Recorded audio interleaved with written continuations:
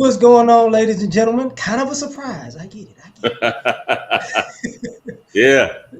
So we call this the Black Manosphere Show of the Week. So we highlight brothers in this space who are influential to this space every week to let you know, who's who and what's what. So I'm kind of a traveling host, and I'm here with somebody who you all should know. And if you don't, you finna figure out and learn some things if you haven't learned. So I'm here on JR Wisdom's channels with JR Wisdom. So let's get it popping. How you doing? Hey, LAR, man, it's the greatest day of my life. How about yourself? I'm kind of jealous because I can't say that today. Hey, man. I can't Every say day. that, but Every day, bro. Every day. no, because my back is hurting. Get I back. had a bad, Hey. I got an old back today.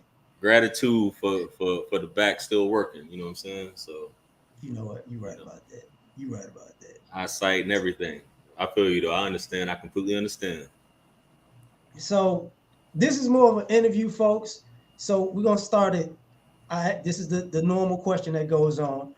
Who are you? And not who are you? Who are you to and in this space? Well, that's an interesting question. Because I think we were talking offline about who if I'm considered in the space. Some guys consider me in the space, some guys don't. That's perfectly fine. But who I feel I am, I'm just gonna say it, realistic, down to earth. I'm called even keel, ride the fence. Basically kind of an objective voice, so to speak, that speaks on my past experiences, try to help men out from my experiences in life, all my F ups, all the things that I've done wrong, stuff that I can say firsthand that I've done a lot of things right, done a lot of things wrong.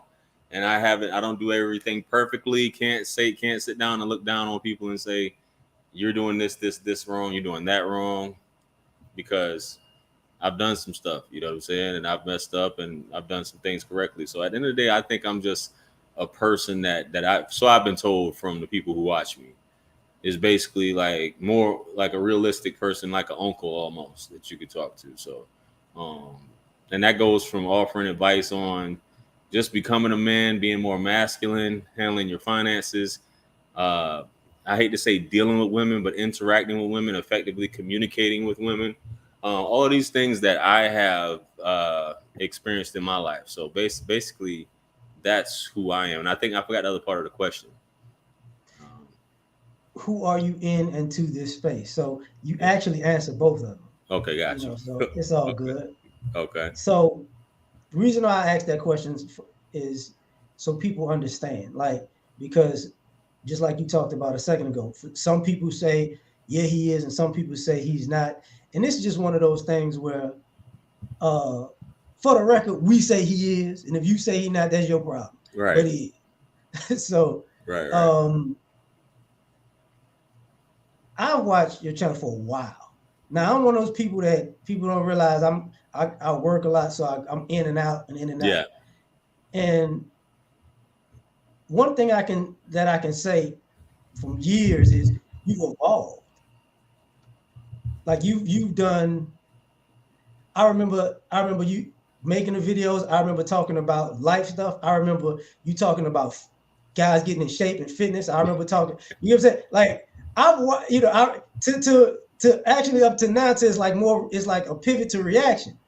So could you explain to people, because to me it looks natural.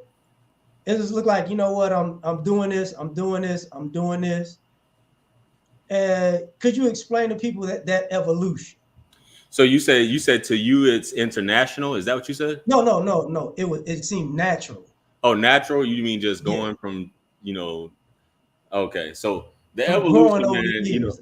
Yeah. I explained this to some people because they just think, obviously, as you said, the reaction situation. Um, I just only reason why I got on YouTube because my daughter's mother was like, "You're a very opinionated person. You should start a YouTube channel because you say some shit that basically most people don't say or they won't say out loud." So I thought about it and I started doing that, but I had no idea of how YouTube worked. So I just figured I'd just talk about stuff I know. I don't know how the JR Wisdom name, the wisdom part came exactly. I just felt like, I was told that, and I'm not trying to be pretentious, but I hope not.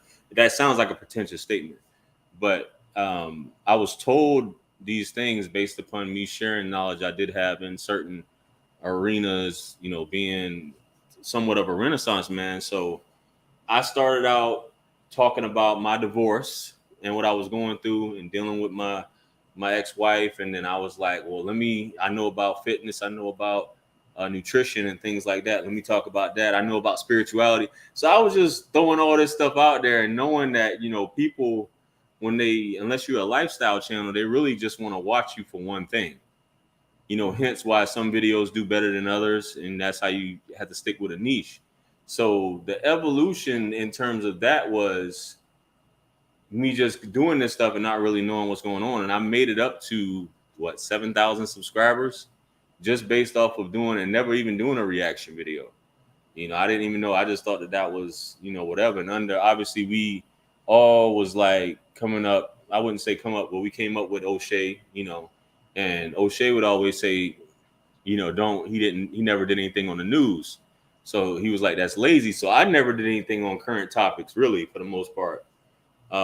So I just got jaded after a while because I really didn't know what I was doing with YouTube.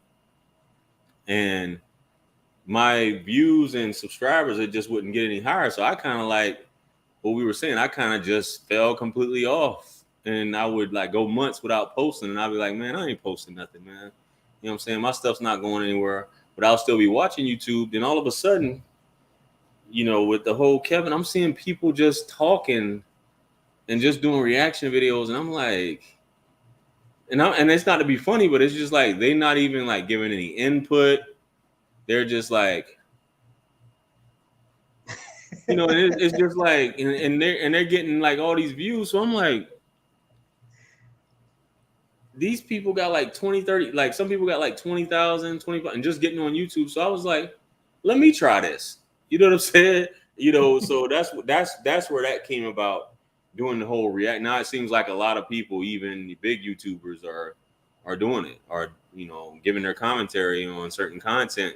So that's where the evolution came from, and obviously with Kevin coming about, and that reacting to his videos was a niche in itself. As he said when he was alive, rest in peace, it was $1 million industry, which it was, just reacting to his content or just reposting his content. So that's kind of where that's at, but it's kind of like that's not what I wanted to be known for, and it kind of shot me in the foot by doing it. It was a gift and a curse, if you will. You know what I'm saying? Because I don't want to have a channel just based off of Kevin Samuels or be known, even though I became known to a lot of people, thousands, tens of thousands of more people based upon doing that. But it's like, if that's all they want to watch and you don't convert them over to what it is that you do, which basically at the end of the day, what is it that you do, JR? Because I sit there and ask, and just so people that are watching right now, what is it that I do? What is my channel known for? If you were to look at, when you sit back and do consultations with content creators who are experts in, growing your channel, they'll ask you that question: what is your channel about? And I got to sit back and think about that. Like, what is my channel about? When somebody clicks on my channel, what is it that they're coming for? Are they coming for comedy? Because I never thought I was a funny person, but I guess people think I'm funny or comical, and I drop gems here and there and things like that from what I'm being told. But at the end of the day, what is my niche? What am I giving? Because my channel before, even within the Manosphere, I would still give advice to women as well. You know what I'm saying? Or advice on what women can do. Which now you got it where you have women that consider themselves part of the Manosphere, which some people call them pick-me's and panderers and things like that. But hey, and that was never known back, 4 or 5 years ago in terms of a woman in the Manosphere. But they got that term now with women in the Manosphere. But what I'm just trying to bring my channel to now is, as far as this evolution, who knows where it'll go. basically just helping men out with day-to-day issues. And a lot of that is money and relationships. And both of those go together sometimes. You know what I'm saying? And what I've learned from it, I don't have all the answers, but from a layman, if you will, from somebody who didn't come from money, somebody who came from a single parent household, somebody who didn't have a male figure growing up, and me having to learn this shit the hard way, and seeking information and advice, and not just reading textbook and claim I'm an expert, and never been married, never had a girlfriend, never had any children, and trying to advise men on that. And I'm not, pointing any fingers at anybody, but there's a lot of that going on in this space of people just talking. And you can kind of tell that the advice isn't sound, and it's like kind of like sending men in the opposite direction instead of progression in terms of having healthy relationships, because it's only but so much bashing that you can do. And instead of when we should be really working on self-improvement, which is a lot of stuff that O'Shea used to cover. Not that he still doesn't anymore, but that's kind of like what the Manosphere started out for, is male improvement, male self-improvement, ascending, escalating, whether that be spiritually, financially, interpersonally, and things like that. So that's kind of like where I also see or hope my channel can evolve to. Whether that's popular or not, it just doesn't sit right with me to just bash and say what another group of people is doing instead of worrying about yourself or worrying about men in general. So that's my thoughts on that. Sorry that was so long-winded. No. Perfect, because I want to ask you questions from that, actually. First thing, because people don't realize this, when you create content, like when you talked about earlier, it's like, it's not, I don't think people are gravitating to it. I don't think it's doing what it should. People get frustrated. Right. And people stop, and people are like, you know what? Like, and some people are like, I'm shadow banned. Some people are like, I don't get your content anymore. Some people get unsubscribed. Like, if you make content and you've been anywhere around the Manosphere space at any point, that's probably happened to you. Right. The thing about it is that was so cool. What you was talking about is you basically kind of was, sporadic, back in and back out, and then you started doing a reaction thing, and it just started moving. Like, gift and a curse is one thing, but could you expound on the fact that when people tell you never know when you're gonna grow, right, how that can actually happen? You like some people feel like it's a formula, some people are jumping the algorithm, and some people it's like, yo, I done did all these different things and that algorithm didn't work for me. I just decided, well, I'm gonna try this right here, and then you never know. Right. So you said you want to explain kind of like how that works? No, well, if you want to, how it works, but more so like walk through. Could you talk to people about being a content creator, and sometimes that frustration of it ain't really moving like I think it should, but you kept going? For sure. So with me, I'll tell you straight up, I was jaded, like I said before. I think comparison is the thief of joy at the end of the day. And I don't care who you are, you're gonna compare yourself to this other person or your contemporaries. Hell, YouTube and your analytics shows you who your competition is or who your contemporaries are. So with that being said, you can actually see their ascension of how far they're going up, what videos people are doing. So it wasn't doing anything for me. Like when I first started out, I was staying up till 1 and 2 in the morning. Didn't really know what I was doing. Didn't know how to edit videos. I was just recording, posting. Took a picture or downloaded a picture off of Google of whatever topic I was talking about and just posted. Didn't do anything. And I was still getting like little small views and subscribers, but I'm just like, without the proper training, unless you know or you study it ahead of time, or you just catch that lightning in a bottle, which some people do. Some people catch that wave or that, and there's been some content creators that have caught a wave. And with that wave, when you go up, you're able to establish it. And what happened with me was I didn't expect that to happen. You know what I'm saying? And obviously I go back anybody who watches my content, they'll say, you know, I'm synonymous with Kevin Samuels. I get it with the whole thing. So I didn't expect it to do like the trajectory to do what it did in terms of that. I went from having like 12,000 views a month and posting maybe once a week, maybe once every 3 weeks, or you know, sometimes, you know, just sporadically, to posting every day. You know what I'm saying? And it just shot up and just kept going. So I was like, since I got it, when you got that lightning in the bottle, you just have to, what they say, strike while the iron's hot. You just got to keep knocking them out. And that's basically what I did for that. But even prior to the Kevin thing, I had a young lady. She shared my video, a video I did of, there's a guy called Clarence NYC. He does reaction videos. I believe he's dealing with that singer Queen Naija or something like that.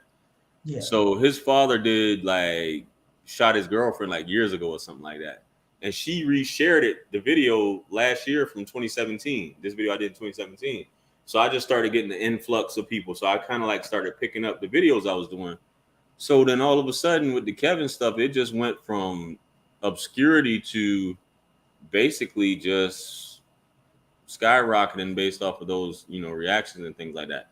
So I think with hot topics, or when you do stuff like that for people that are hot, it really doesn't matter who you are, because I can't say there's anything special about me in terms of that. You know what I mean?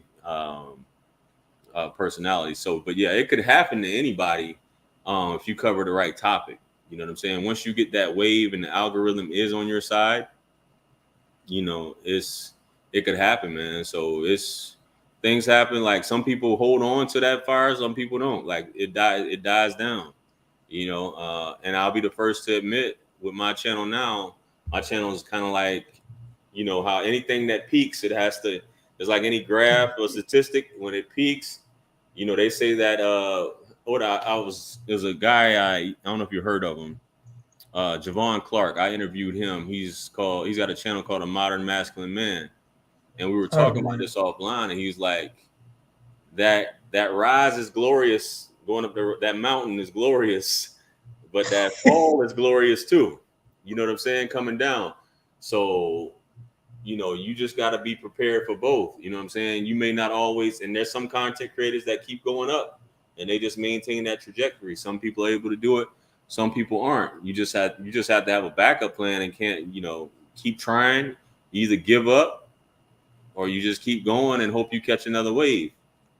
You know what I'm saying? But the people who rock with you and things like that. So there's times like when my stuff started, you know, dropping, I wanted to quit again, because I started getting that same feeling that I got way back those years ago. And I was like, man, this is doing it again. I'm about to go ahead and quit again. You know what I'm saying? And I was just like, nah, you can't quit, man. Just keep going. You know what I'm saying? And just keep rocking, because there's people who do look forward to seeing your content. You know what I mean? And you do have, for lack of a better term, fans that want to see you put out content and speak on certain things, and, you know, things like that. So I just feel like where I'm at now,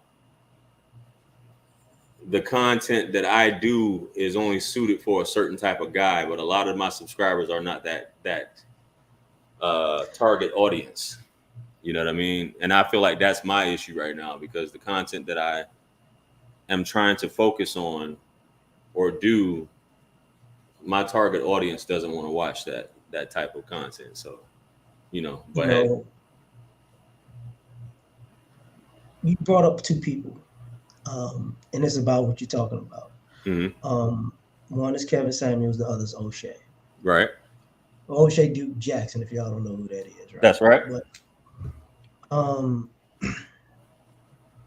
they learned how to, you know, they evolved. Well, O'Shea didn't really evolve into entertaining people. He was always entertaining from when I first seen him. But right, Kevin evolved to be more entertaining. Correct. But part of that is what you're talking about, because I've been in this space for a very long time. Right. And one of the things you said earlier was this space was about self-improvement. Correct. And people don't realize sometimes it's hard to get the people who they need to. Some people need to be entertained to get the self improvement. Absolutely. And sometimes some of us are like, listen, man, I'm not about to I'm not gonna tap dance for you for this particular message. You know what Right. I'm saying? And but and I'm going somewhere by saying this. Sometimes it gets frustrating, but I believe that sometimes the good actually outweighs the bad, because what this space was built on is brother saying, yo, I needed that. Absolutely. I needed that. So when you say, you thought about quitting again, but there's some people like they're looking forward to it. Sometimes we overlook the people who are looking forward to it, because it's Absolutely. like, yo, like, more people should be like this. Yes. And for one, I'm gonna salute you to keep pushing even with that, because that is a problem that a lot of people don't understand. Like it's like, it's hard to get brothers to realize that if your life doesn't change, this all of these relationships and finances, if your mindset doesn't change, all this other stuff is gonna stay the same. Absolutely. So first, I salute you for taking that road. And but the other part is, and excuse me, gotta ask because it came up. What do you think the percentages of people who need entertainment and the people who need information? That is a very good question, man. I feel like if when we're talking about men, I feel like there are men who genuinely want to want to be better and want to learn some things and don't really care about the entertainment portion of it. But there are overwhelming, and when I'm what I mean by entertainment is I mean bashing, roasting, things like that is entertaining, and just all this animated theatricality and deception, as Bain would put it. You know what I'm saying? Powerful agents to the uninitiated. So I feel like there's an overwhelming amount of those men who would rather uh, complain about the problem instead of just fixing whatever deficiencies they may have and going on, and whatever they attract is what they attract. Instead, because bashing someone is not going to improve someone a lot of times. So I think if you focus on yourself, just like a lot of times when we talk about the opposite sex in terms of women are really focusing on themselves. You know what I'm saying? Because they know you're going to come. A lot of times for guys. So I feel like there are some men who genuinely who are fed up, who want to learn, who but it goes back to, are you the right person, or you have to be the correct messenger to be able to do it. So I think there's a form of entertainment that comes with that what is it, the medicine and the candy.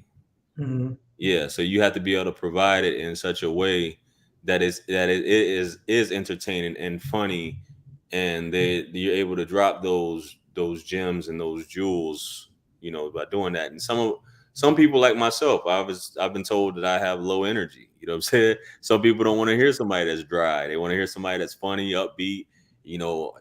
Just wilding out on camera, and not wilding out, but just going off on camera, and it's entertaining, and they're able to absorb the jewels through that way. But I think I think there's a small percentage of people, who take in this information that actually want to improve. You know what I mean? Are looking for the information as opposed to the entertainment. But at the end of the day, this is all entertainment. You know what I mean? But you know, I'm finna be trifling, just for the record. So yeah, since y'all need entertainment and education, we're gonna make it a current topic so we can entertain you and educate you, so you can see the difference. But first and foremost, I'm gonna put this one out there before I even ask this question. hmm, I believe that people say that they want something from content creators that they really don't want. They're just stalling. Yo, I used to like you when you did this. Okay, do it yeah, again and see if they show up. yeah, You should do more of this. Do it and watch it, huh? So it's like, to me, to thine own self be true. yes, Because people are coming for however many minutes, and they say they want something in particular for them. And it's like that doesn't, that doesn't necessarily equate what was even going on. Like, did you take the message or did you just come here to say, I want you to do this for me? I want you to do this. So, but since we need the entertainment, which I understand, like you said, it's all entertainment. Let's wrap this message into a current event so y'all can get what he's talking about. How can we do this? Kim K, Kanye, Pete Davis. Mm-hmm. What can be the lesson learned, in this, like you said, without bashing? From that whole situation, what's the lesson that can be learned? Yeah, because the breakup thing went viral now. Yeah. So I just think that some people just aren't equipped to be in relationships or long-term relationships. And that goes for him, that goes for her. In terms of Kanye, and I know we're talking about Pete Davidson, but since that is the current topic, trending topic, they broke up. But it's just an experience. You're dealing with someone, if you're dealing with a woman publicly that has a track record of I'm not saying, because she's been married several times, so she was married to these men. But if is a series in a short span of time of public relationships that haven't really stood the test of time, and you were dealing with a married woman before she was officially divorced, I mean, you can't expect much. You can't expect longevity out of that. And I don't think that, even though all that stuff was said, that he could even expect he expected it to last long at the end of the day, because she's got what, 4 kids I believe with this so. man, and they freshly divorced and things like that. I mean, he enjoyed it while he could. I'm assuming he's what, late 20s, early mid 20s, and she's I about think 40. I think he's either late 20s or early 30s. Okay, and she's like 40, 41 or something Yeah, like that. Yeah, you're right. so I mean, it's one of those things that I don't think is, some people just can't, just don't want to be in relationships. Some people just want newness and things like that. But the biggest lesson is, man, you know what you're dealing with going into something, so your expectations should be very low, and learn the art of detachment and then going 100%. into that situation. But I mean, that's my thoughts on that situation. That's a whole different world when you got these entertainers and these couples, and you have someone within that family dynamic of what they got going on. So I mean, that's just, I get what I can get and enjoy it while it is. And once again, this is a married woman that you were dealing with. So The, the irony of it is, over the years, I've kind of changed my position about celebrities and celebrities being in a different realm. They do live a different lifestyle, mhm. absolutely. But I think because of social media, we start, whether you make content on social media or you view it, we start having this weird celebrity complexes. You don't have to be on social media to feel like I'm just as important as them. So I think sometimes we gravitate to this relationship stuff because we are very high in belief in fantasy land and very low in reality. Right. So we see ourselves, ironically, in celebrities who we're probably no, we're not. Forget the ballpark. We're not even in the parking lot of the ballpark or how they living or Mhm. whatever. But I think what winds up happening is that's how we view ourselves. And since we view ourselves with such high esteem, even though sometimes for the most part it's really not deserved, um, I think we can only be talked to in a way that you're a celebrity too. Mm. So, and this goes into why I'm saying this because it's not a curveball. It's not all putting it what I'm thinking. But one of the questions I was going to ask you earlier is, what's some of the biggest lessons you learned? And the reason I'm asking that is pertains to this is because of your demeanor and your approach, you are more well-rounded and rooted than you said. Like people got to be rah rah rah to get people's attention, Right. which for the most part they do. So with your lessons, I would assume your lessons are based in reality because to be grounded, you gotta be actually on the ground. You know what I'm Right. saying? So, what are the biggest lessons you've learned that you've been able to impart to people? Because whether people are not like to admit or not, they do appreciate the lessons. So when you say lessons learned, like you mean in terms of what? Like, are you talking about YouTube? You talking about in terms of No, manhood, no, life? manhood, relationships, life. Man, some of the biggest things that I've learned, first of all, is you got to come to your own rescue, man. No matter what, is you wait. If you're dependent on somebody or you're dependent on someone to do something for you, um, hey, that stuff don't. You'll be waiting a long time. Sometimes you just have to, you know, take take your destiny into your own hand. Not sometimes, all the time. Because waiting, you'll be waiting forever. You're basically waiting on somebody else to come to your rescue. I also learned that, hey, man, it's the art of detachment, which I'm still working on it. You know what I'm saying? When you learn to detach your feelings from certain situations and people, it's not as serious. And you got to understand that everybody doesn't have the same understanding that you have in terms of life. I used to think that everybody thought like me. You know what I'm saying? And then when I found out people didn't, then I was I was highly disappointed. I was like, man, why doesn't everybody think like me? You know what I'm saying? And it's not the case. And I would have conversations, and you find out a lot of people have nowhere near the same ideology, the loyalty, the respect, the discipline that you may have. Not to say that I'm the perfect at any of those things, but we all have different levels when it comes to that. And you have to understand that this person is completely different from you. You have to know that, people make mistakes and you're going to make mistakes at the end of the day. Um, you can't take stuff personal when it comes, even though people do it. I feel like when they do stuff to you, they're really doing it to themselves.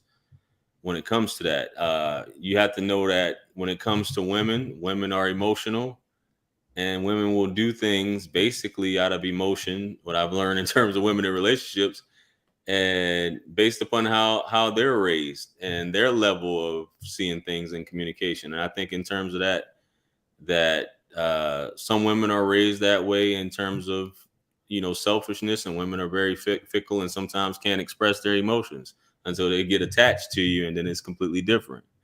So you have to be able to know how to communicate with women in that aspect also.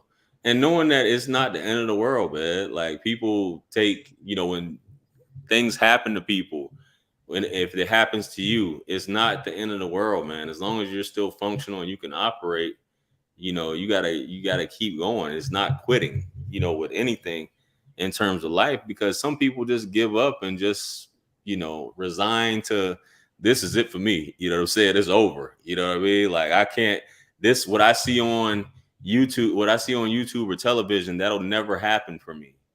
That'll never happen. I'll never get this woman. I'll never get in shape. Uh, I'll if I can't have this person, or if I can't be with this person, life is over. You know what I'm saying? It's plenty of people out here. It's plenty of things to do, to just be concerned with one person. People their loyalty, and that's one of the biggest things that I definitely learned is loyalty. People can and will change up on you, just like you change every day. People are going to change up on you. Not to say you won't change up on people, but or you will or you won't, but people will do that. You know what I'm saying? And that's just how they are. You know what I'm saying? So that's those things definitely I had to learn to come to terms with. That basically at the end of the day, man, you can't make anybody do anything that they don't want to do. And I think that's one of the biggest lessons I think that I keep seeing in this space, that you want a person to conduct themselves in a certain way, and if you can't control them or make them do something in a certain way or force them to act a certain way, then it's a problem. Or if a woman shouldn't be entitled to like what she likes, you know what I'm saying? If she doesn't like me, something's wrong. I just feel like, man, we have to be more real about certain things, be more real about ourselves. It's one of the biggest things that I've learned, man. And disappointment is reality.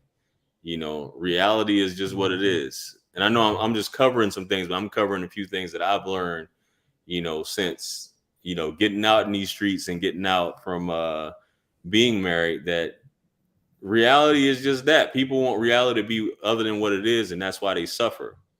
That's why a lot of dudes suffering, or they project their hate. And I'm not bashing men. I'm just telling you, because you asked me this question. I'm just telling you, a lot of your problems can be alleviated by not worrying about what somebody else is doing.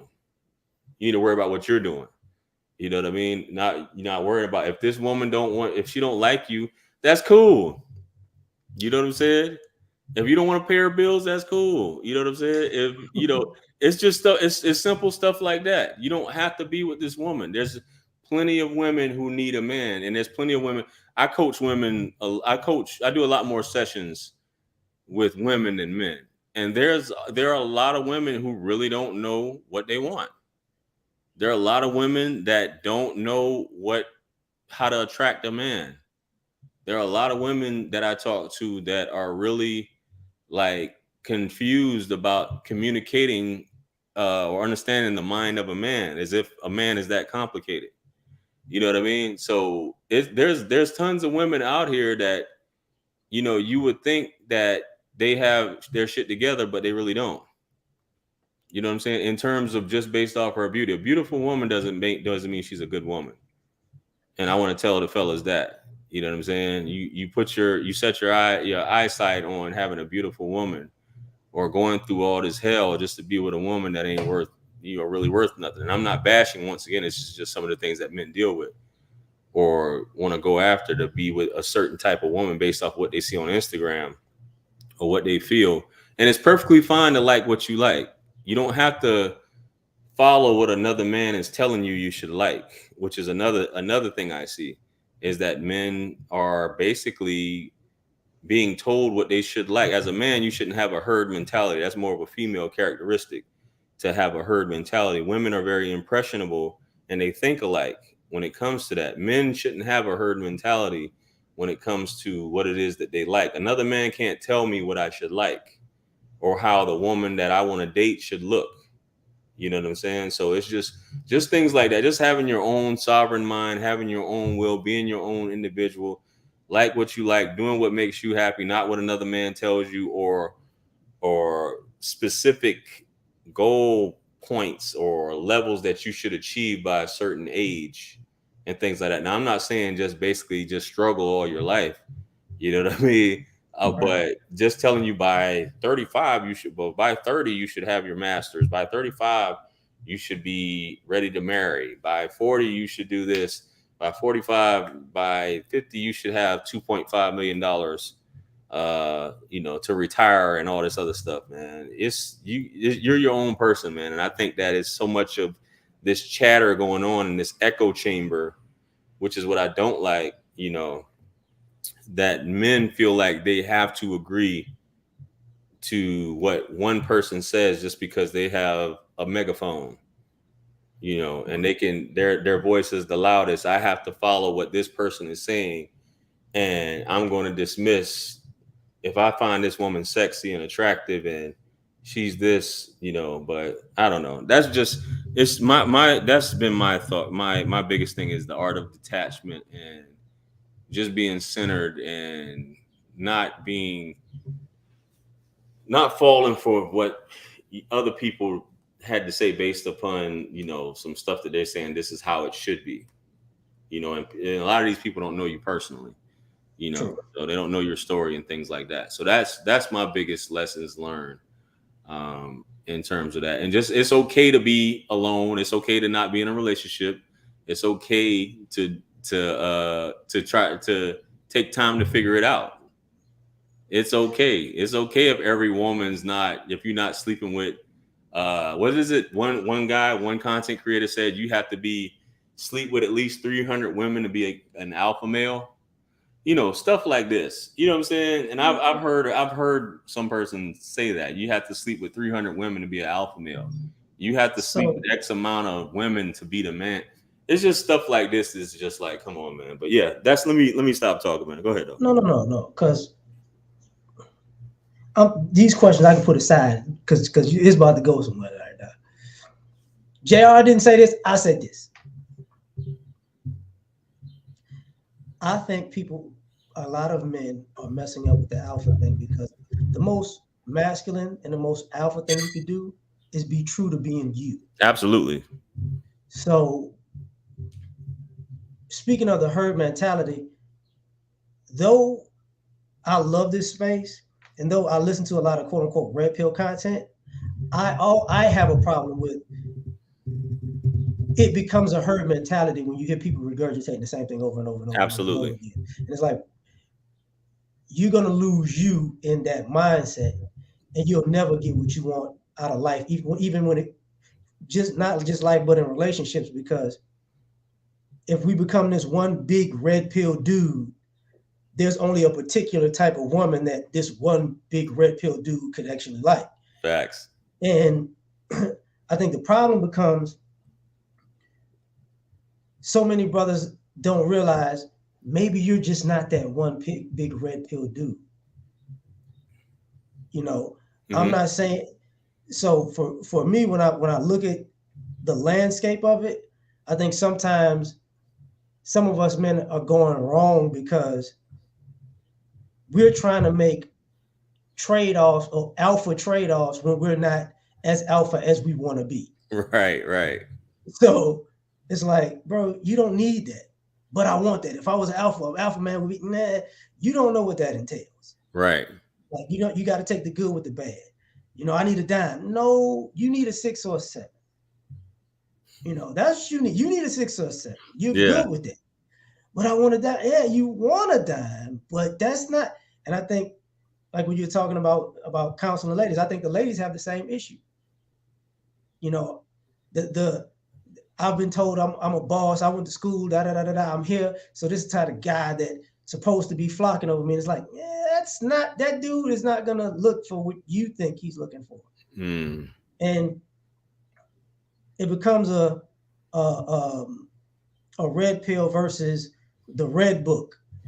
Somebody wrote in the script for you, and you're like, well, she told me that you're gonna want me because she said so, and he told me that you're gonna want me because he said so, and it's like, no, that's not how it works. Right.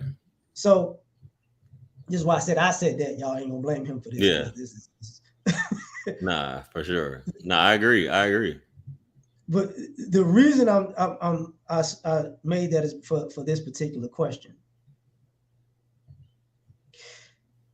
When speaking about relationships, how far are men and women off from actually meeting in the middle? You know what's funny, man? That was like fundamentally that was my point of my channel at one point, which I was trying to be that bridge in between the two. And I think some people still view my channel as that bridge. But as far as how far off are they from meeting in the middle, I think it's pride, communication, understanding, social media, and comparisons. I think is one of the biggest killers of relationships and understanding within those relationships. And people, because I don't think I'm not saying that relationships were. I'm pretty sure they were easy. Not pretty sure. I know they were easier, even though people had their issues, but people stayed together. It wasn't like breakups every week and over the stupidest things. And the abundance of what we see, whether that be porn, IG, women comparing themselves or saying that or feeling like they can get someone better than you. Um, just this what's the term I'm looking for? Um, the quantity that is available is at your fingertips. It makes the average person seem disposable, and that comes to women too, because the woman of your dreams, you can go on Pornhub or Xvids and whack off to her right now. You know what I'm saying? And you'll have the wrong idea about a woman or whatever. You know what I'm saying? As opposed to, actually getting to know someone and the creeps being out, which is another thing women, get at is, you got creepy dudes and dudes just not knowing, men not knowing how to, or not necessarily not knowing how to, but not really wanting to approach women because of preconceived notions, and women acting the same way because of preconceived notions, even if she may find you attractive or may be into you and things like that. So I think as far as the hookup culture, giving it a chance, uh, the quantity and quality of women who are really honest and serious about looking for something real. Because if you ask a woman and you ask a man what it is that they're looking for, if you ask a woman, she'll tell you what she's looking for, but the men she's attracted to is not that guy. But we can't argue, we can't get mad at a woman because of that. She's going to be politically correct instead of just saying, this is the type of woman, this is the type of guy I want. I don't care if he's got a job or whatever. And you got some women that look for different things, but for the most part, what a woman says that she wants and what she emotionally responds to are two separate things. What she's attracted to is different from the guy she's going to describe to you. If she tells you, hey, I'm looking for a guy that's caring, that talks, that's empowering, he motivates me. He can be this, this, and this. And that guy comes across you and he has a head on his shoulders, let's just say, and he approaches you and talks to you in a certain way, her mind is saying, I can do better. This guy's too boring. Because there's a plethora, there's so many other guys that may be available that meet this imaginary dude. Like Carlos, for example, and I'm not blaming it all on the women because I'm going to get on the dudes too. Was it from 85 South? I believe that's his name. Mm-hmm. Carlos Miller? Yeah, Carlos Miller. It was a clip where he said, and this is true. I know exactly what you're talking about. You know the clip I'm talking about? Because I was going to do a reaction to that. He was saying she want a man that can draw, that can fight, that can do poetry, he's 6 foot, he lift weights, he's smart, he do all this incredible shit. You know what I'm saying? All rolled up into one man. You know what I'm saying? And meanwhile, she may not have really anything to offer. And some dudes is probably, more often willing to settle for a woman based upon, the bare minimum, or just someone that he can see himself with, even, and he'll take the lesser of several evils. I'm not going to say the lesser of two evils. He'll take the lesser of several evils just for, to be with this woman, because he may not feel, he either has a scarcity mindset, and there are some women that I've coached that have a scarcity mindset, but he may have a scarcity mindset and just feel like this is, once again, like I said earlier, man, this is it for me. You know what I'm saying? I just feel like it's communication. I feel like there's too many options, or we feel like there's too many options, and people just don't want to be in serious relationships anymore. I feel that way, even though they say it. I feel like you have a very small percentage of people who want to be married, and even women are just not really caring about being married. They care more about having kids, but they don't care about being married or in a serious relationship, because if you really wanted something, you would work for it. And that goes that goes on both sides, men and women. You would work for it, you would communicate, and some of us don't have the social skills, some of us don't have the communication skills, some of us have anger issues, some of us have trauma and things like that, but it's still communicating between two people to resolve those things, if you will. So that's my thoughts. I just think that it's this generation now, with the advent of social media and BBLs and all this other stuff is destroyed, porn, all this stuff has desensitized a lot of people and made them emotionally unavailable when it comes to this. So speaking of all that, first and foremost, shout out to Capri Styles. I love you. Shout out. If y'all know who that is, y'all go get the reference. Right. But the BBL thing in social media. Shout out to one of my coworkers. I'm letting you know. I know you having surgery on your foot, but I'm telling everybody at the job you're going to get a BBL. I've been doing this the whole time. Right. But the most important theory about this, I have this theory about social media, that single people who are miserable are far better at marketing than happy people who are in relationships on social media. Correct. Yeah. So I think people make single look so good that people are trying to find the joy that they're seeing in other people's posts and pages. Like, bro, that's not real. Mm-hmm. They're attracting a bunch of people to them and their social media lifestyle in hopes they fishing to snag somebody that they can actually be happy with. But people who are in happy relationships normally like they're not on social media posting. Absolutely. I couldn't be it. LAR, I'm gonna say this real quick because I was having a conversation with someone. I couldn't be with a woman that's always on social media. Because you can never, as a man, you'll never win. You can't compete with a woman that's constantly needing to post, that's constantly got the camera in your face when y'all out, or constantly got the camera in her face while y'all outside and things like that. Even if she's making money, there's a time to turn that camera off. If that's her way of paying her bills, there's a time to turn that camera off. I mean, it's not gonna be around me, you know what I'm saying? But you can't compete with that. But I'm sorry, go ahead. No, like I got some of my friends, like me and my lady, never on social media.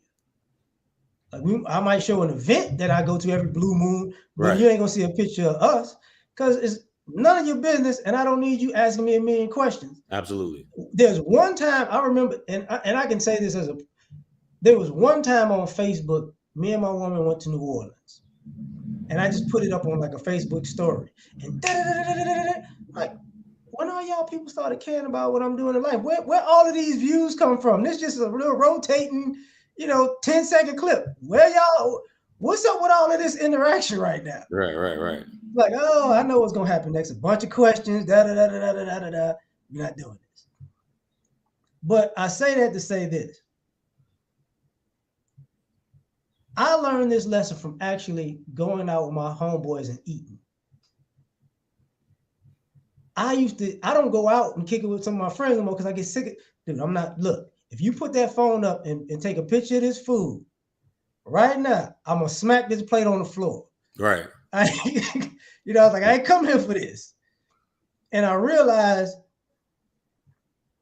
from the people I know who are in healthy relationships, they don't post because they don't feel like the interaction and the scrutiny of people who are trying to either figure out what's going on so they can have it too, which is normally the minority, but the majority of people are fishing for information to blow your situation up so they can finally hit you up. Right.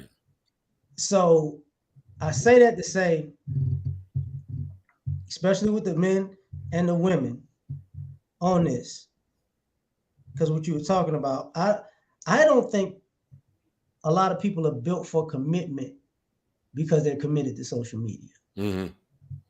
So my question is,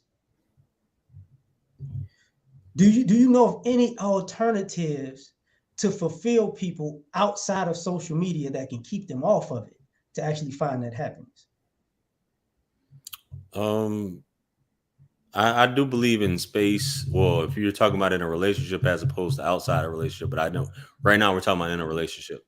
In a relationship, I mean, you need space. You need time to miss each other, obviously. So you don't want to be up on top of that person constantly around them. But you just have to be able. You have to plan events and explain to your partner like, yo, when you look at it, it's a man's duty to lead and take his woman out, but like at the same time, your woman should be. I believe in the whole like we're both human beings, we're both in this relationship, we're both in here to give because that's what relationships are. It's about giving, So we need to plan things or have some things laid out where we're enjoying each other's company. You know what I'm saying? At the time that we're apart, which absence makes the heart fonder. You don't want to be, like I said, once again, you don't want to be seeing the person all the time. Even if you don't have a job, you need to get your ass up out of the house. Hold on. But somebody's gonna be like, well, absence make person cheat. Yeah. Absence makes what? Absence makes a person want to cheat. So there's the people with that belief system. That neglect makes a person cheat. You know what I'm saying? I'm not talking about a long distance relationship. So long distance, which I'm not a fan, and I really don't believe in long distance relationships because I'm not talking about long distance either. Yeah, I'm not. Man and woman need time apart. I don't care what anybody says. You can't any dude who says that, or any woman who says that she's happy being up under her husband, or a man that says vice versa, up under your boyfriend or girlfriend all day, you're lying. You know what I'm saying? You need a break. You need time to miss the other person. You know what I'm saying? That's how the yin and yang of attraction works, because you get tired of that person. So, and I know, if you can say that you're cool with being around that person all the time, something's wrong. If you were to do that, then she would lose interest in you. If you were to fulfill some of the things that women ask you, and I'm just pointing it out with women, some of the things that women ask you that you find that are clingy, if you were to do that stuff, she would cease to be, attracted, not attracted, but she would cease to be into you. Like, I've had women ask me, when I've had sessions, they're like, this guy is doing this, he doesn't pay me any attention, da da da. Well, you're on the phone right now with me because what he's doing is making him more attractive. You know what I'm saying? He's not doing this, he's not doing that. There's a difference between neglecting. And the worst thing, a lot of times, what they call it dark psychology, is you string a woman along because you're not basically rejecting her, but you're not completely embracing her, which is that in between stage, which is drives a woman crazy, which a woman should be messed up in the head over. You know what I'm saying? I hate to say that, but a lot of times that's how it has to be. But I just feel like there has to be that space. You have to have space. That person has to miss you, and it can't just be like always up in that person's face. And you guys have to plan activity. If you have a serious relationship, you have to plan certain things. There's nothing about a little text here and there, but you're just not going to be texting her all day long, because men, it's all about purpose, and accomplishing your goals, and you shouldn't be texting a woman all day long. So you shoot her a text every now and then, keep her thinking about you and things like that. And vice versa with a woman. I mean, you have to take the pressure off with a man, and that makes you more attracted to him. You know what I'm saying? When a woman's not always texting you and doing all this shit, you start to miss her, and you're like, you trying to figure out what's going on. So it's that whole concept. That's what I believe. So as long as you have something planned at the end of the day, and you're not going days or whatever, that person is looking forward to you. So as far as keeping somebody on social media, that's really the only thing I can think of, unless you just come up with a pact, which I believe is kind of controlling, where you'd be like, well, in order for this relationship to work, we have to delete social media and all this stuff like that. No, then that's not the right person for you if you have to say that, So Speaking of, my bad. Speaking of purpose, because fellas, it's time to put this foot on y'all neck with this one. I just got to do. We deserve it. How many guys are really on their purpose and setting goals and chasing them? Because I think this becomes guys want to be leaders and alphas, but that work part seems people are playing hooky. So, like, from your estimation, how often do you actually come across men who are on their purpose or even know their purpose and are really actively going for their goals? Well, I can't really speak to that. The men that I've talked to, you have men who are fulfilled in what they're doing, whether they're where they're driving a truck, pursuing, a professional occupation, they're attorneys, so on and so forth. But I always say, he who hates knowledge loves depth. You should be constantly, trying to go to the next level if you can, unless you just mastered that arena and you're content. Because we can't say what a person's level of happiness is in terms of goals. Now, if your goal is getting a family, finding a wife, being married, getting in shape, things like that, that's another conversation. It's one of those things. I think men accomplish many of their goals, but to say, all of them or some of them that have a lifelong, like, things change. You know what I mean? If you make an intention to say, well, I want to make this amount of money, it could be a long process. Some people may never achieve it. But that's an interesting question that I can't really speak intelligently on. And in terms of, it's just all depends on what exactly are these goals. You know what I mean? So I can't really speak too intelligently on that one. Oh, no. Don't worry about it. We're going to go down this rabbit hole for a second. Fitness. Because in my estimation, you can set a goal, you can have a purpose. Mm-hmm. That doesn't mean you're going to achieve that goal when you think. But the most important part about the journey is the journey. Because if you keep going, you're going to get there. Right. You don't get to control when you get there, but if you keep going, you will get there. Indeed. But the thing about it is,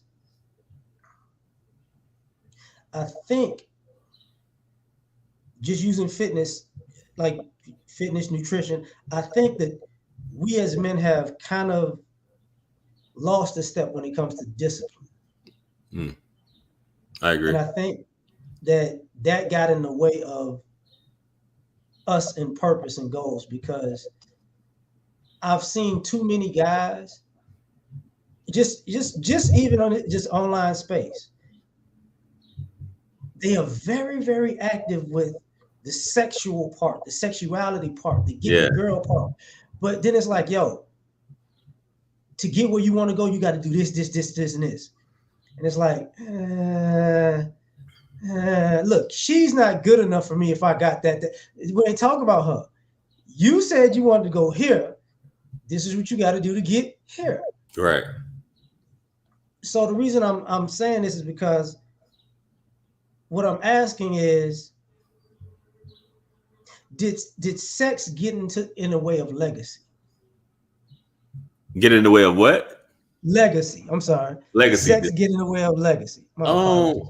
Oh, once again, I think that it's one of those things where social media and when I say social media, I'm talking about social media, and these other things are making men feel like they have to do all these incredible things. Like the buns are like the first priority.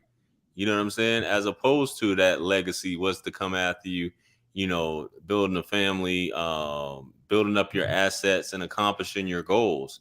The first thing is sex when it should be, you know, a byproduct or as you say, a side dish of, the main course of what you're pursuing in life. And I think if that's your objective is to get more, then I mean, and that's what you're doing it for, because everybody has their own, reasons for doing things or their own motivations for doing it. But I feel like that is a thing. But we always talk about that. Be on your purpose is like constantly being drilled and constantly doing videos about be on your purpose, be on your purpose. But sex, when it comes down to it, man, you're looking at something that is gonna is just fulfilling you for 3 to 5 seconds.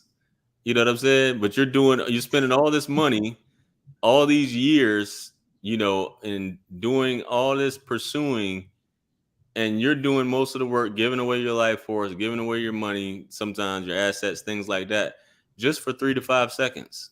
You know what I'm saying? Of pleasure, and then it's over. You know what I mean? When we should be concerning ourselves with who's the best person for us. If you want companionship, who can I be there? Who like you? I don't want to like at the end of the day, I'm almost 40. I'm single, but I don't want to be like in my 50s and 60s, just like in an apartment alone, you know what I'm saying? And things like that, instead of focusing on, you know, making myself the best version of myself and then getting that same type of or commanding that same type of woman, instead of wasting away my time or pursuing, even though I may be at where I want to be at in life as far as money wise, just wasting your time on someone that's just going to be a headache. You know what I mean? So I think that's really first and foremost, especially if you have kids or if you don't have kids. Figure out what it is you want to do. If it's just about sex, by all means, have at it. But I'll tell you one thing, you're never going to be fulfilled doing that. There's never going to be any sort of fulfillment. So you got your life straight, you won the sweepstakes, you set for life. Hey, have at it, man. But if your life's not together, you still have things to accomplish. If it comes, it comes. But I wouldn't be putting in all this incredible effort telling you have to do this to feel like you're a man. You have to be with a certain amount of women to feel like you're a man. And sex is basically all there is at the end of the day. When it's just basically 3 to 5 seconds. And that's what I always tell myself. I'm doing all this shit just for 3 to 5 seconds. Like, come on, man. Now you smashing like the Flash if it's 3 to 5 seconds. I don't mean smashing. Just messing up. Yeah, I mean that once we reach that point It's of sex, It's just 3 to 5 seconds, and then that's it. And so all your feelings, as I've had to explain to women, all your feelings for that woman is gone after that. I don't even desire. That's why some dudes, and I'm just keeping it funky on here. A lot of y'all dudes whacking off. You know what I'm saying? And when you whack off, you lose that desire right there. So you basically are approaching, whatever. When you hit the streets, you don't have that. Not to say that you got no fap and all this stuff like that, but you guys that are whacking off, y'all are losing all desire for women. You know what I'm saying? So hey, that's my thoughts on it, man. That's why I don't. True story, folks. Okay, true story. So I was in college, and we was in a suite, had roommates. So we had it was a four room, so it was 8 folks. My homeboy's roommate watch porn every night, and that's a no-go around men. That's a no-go around men, even if it is an open dorm. That's definitely a no-go. So, and if y'all know this, if you've been around people who watch a lot of porn, you could if you could turn the volume all the way down, and you could still hear it. So he was like 12, 1 o'clock in the morning. The TV's on, the volume's down, but you can still hear it. And my homeboy came to me and said, "Man, look, I'm gonna kill this dude." And he up in there spanking it. Yeah, because he was spanking it so bad, he would go into the bathroom and be on the phone with his girlfriend and in the shower and be like, "Look, bro, this is a community bathroom, this is a community shower. We don't need the black light this whole place because of you." Yeah, that's nasty. Yeah. So my homeboy was like, "Look, I'm gonna hurt him."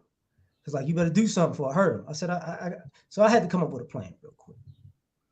So we're playing video games, and there's a particular video game, is one of them like Call of Duty type games back in the day. Mm-hmm. And there's a particular war scene where a sergeant or the captain, the sergeant is the army, whatever, comes on the screen and says, you, stop playing with that thing. We got stuff to do.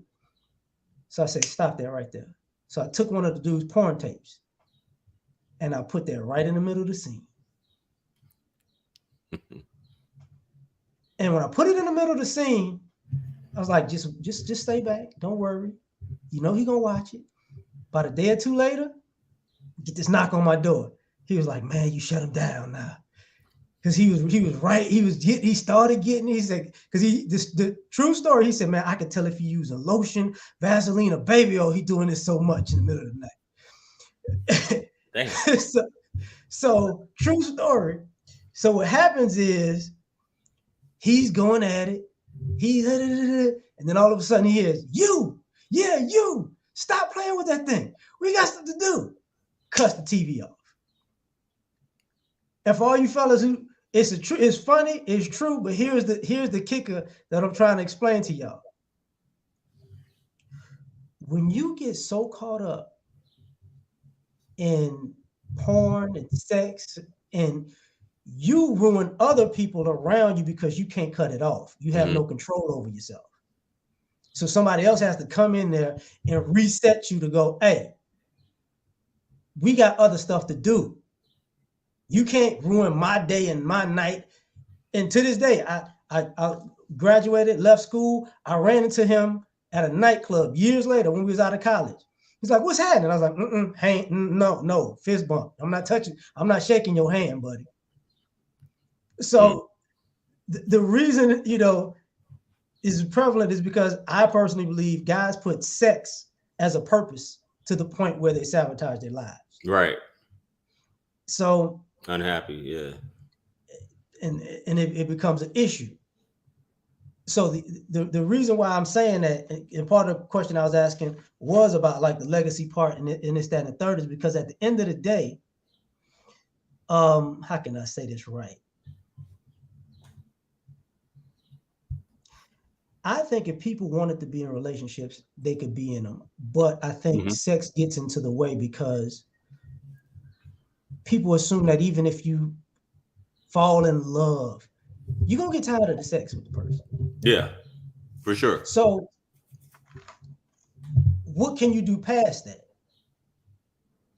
And I think people have I think we're dating like high schoolers because having the sex is the climax, but the relationship part is like we're socially awkward. So my reason for saying all of that is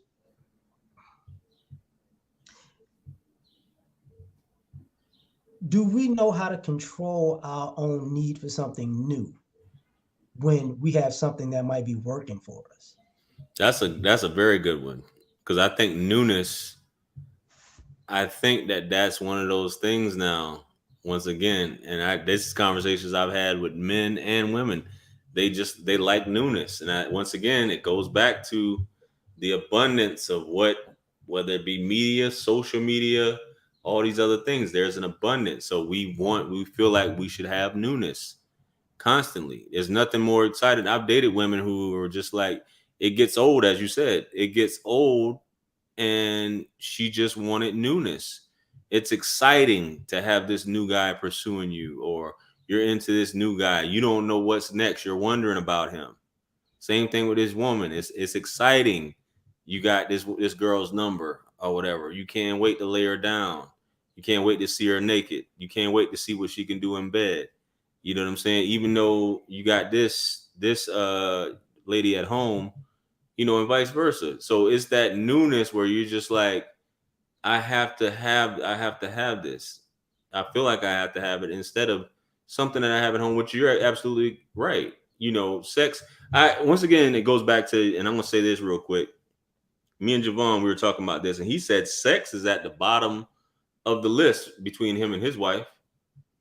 He said he said I have the sex drive. He's got two wives. Two wives. And he was like, that's at the bottom. He's like, neither one of my wives could handle my libido, my mojo. My sex drive is just that high. He said sex drive is at the bottom of the list. He said sex is at the bottom of the list. He said it's about providing and taking care of my family and being secure. That's what matters. And I think he's 44 years old. And he said that's what matters to me. You know what I'm saying? But I think that, as you said, a lot of relationships are based on something that you're not gonna be able to do those tricks forever. Your health, hey, your joint, the little man may not work. Then what? You gonna delete yourself when he no longer works? You know what I'm saying? Like, what? I mean, if you think about it, what are you gonna do when that day, if that day comes? What are you going to do? And you got this woman who's been there for you. She's understanding, cooks, cleans, rub your feet. If you got a good woman, she's understanding. You don't have to. You don't fight. You don't argue. She's there. You guys can communicate and things like that. So at the end of the day, if it's sex is all you getting married for, which is what has been talked about a lot, and I think within this space as well, the only thing she's here for is to lay down, give me sex, and have kids. She doesn't need to say anything else. She doesn't even need to talk. You know what I'm saying? And I think that's how some men approach marriage and women they deal with. She's just there just to open her legs and give me some kids. You know what I'm saying? And hey, I don't look at it like that. You know what I'm saying? Because that's just like, where's the love at? You know what I mean? Interestingly enough, I gotta ask the question. Sure. This is always this is a simple question that everybody asks, and people don't go, what's the why aren't the quote unquote good guys and good girls actually hooking up? Why aren't the good guys and good girls hooking up? Once again, I think it goes back to what they're attracted to, and how would you know if they're a good girl? How would you know if they're a good guy? Because you have a lot of guys, and I'm gonna talk about the guys first. You have a lot of guys who say that they're good guys. In their estimation, they're a good guy, but those good guys, may not, a lot of times aren't what these women are looking for. They're not looking for a good guy.